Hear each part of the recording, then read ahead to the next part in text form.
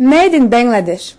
Si on faisait l'exercice, on retrouverait pour la plupart cette inscription sur au moins un de nos vêtements. Mais à quel prix nos vêtements sont-ils fabriqués? En avril 2013, l'immeuble Rana Plaza, à Dhaka, capitale du Bangladesh, s'est effondré. Il abritait 5 fabriques de vêtements qui fournissaient des compagnies américaines, européennes et canadiennes. 1032 travailleurs sont morts. C'est le plus grave accident de l'histoire dans l'industrie du vêtement. La situation est critique dans l'industrie du vêtement au Bangladesh.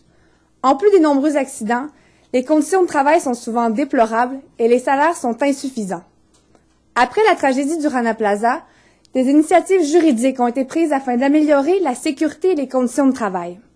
Le gouvernement a adopté un plan d'action en collaboration avec l'Organisation internationale du travail. Les multinationales européennes ont signé un accord et les multinationales nord-américaines ont opté pour leur propre alliance.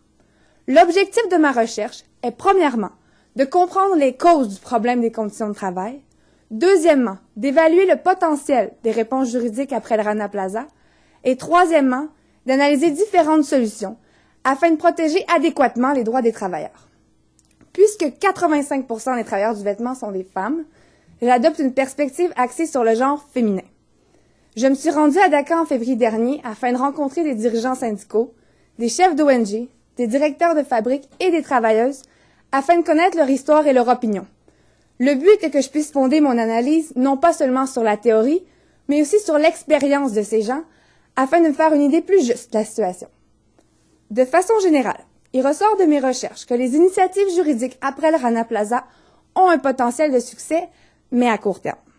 À long terme, la solution s'inscrit dans la théorie du développement et une approche fondée sur la capacité des personnes. Il ne s'agit pas de débarquer et d'imposer des changements, mais de faire en sorte que les travailleuses aient elles-mêmes la capacité d'améliorer leurs conditions. Pour cela, il faut leur enseigner leurs droits et il faut aider à la mise en place de syndicats ayant à leur tête ces travailleuses pour qu'elles puissent faire entendre leur voix. En tant que consommateurs, on a aussi un rôle à jouer. Le boycott serait nocif pour les travailleuses, mais il faut faire pression sur les multinationales qui produisent les vêtements que nous portons, comme H&M, Zara, Joe Fresh, afin qu'elles agissent. Les emplois créés dans l'industrie du vêtement représentent une avancée positive pour les femmes.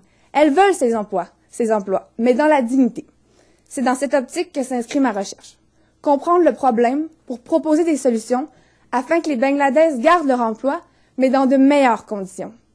Ainsi, j'espère que bientôt, nous pourrons tous regarder l'étiquette des vêtements que nous portons et dire fièrement qu'ils sont « Made in Bangladesh with Dignity ».